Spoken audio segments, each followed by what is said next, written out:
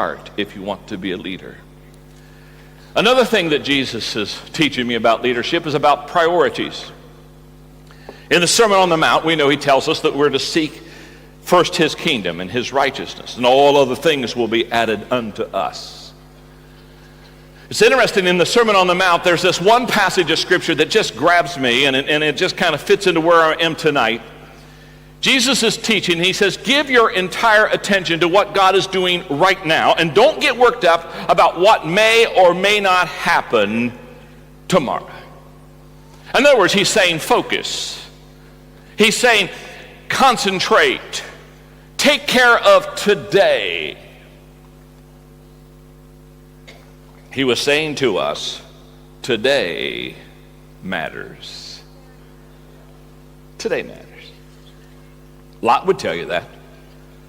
When the messengers of God said, get out of Sodom, and he wanted to hesitate, and they had to help him out, he would say, today matters, I can promise you. Joshua would say, today matters, as he looked at the country of Israel, the people of Israel that he had led for several years, in his last speech, and said, choose you this day who you may serve.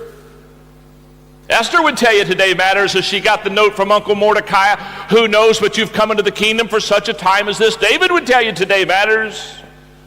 This is the day the Lord has made. We will rejoice and be glad in it. Yep. Today matters. Yep.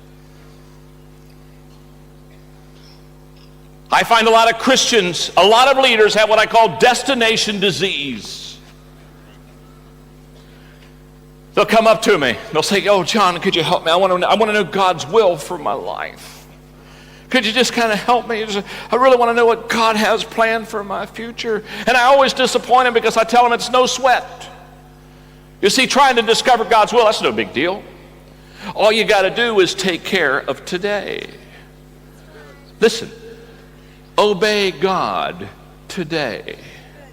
Don't worry about next.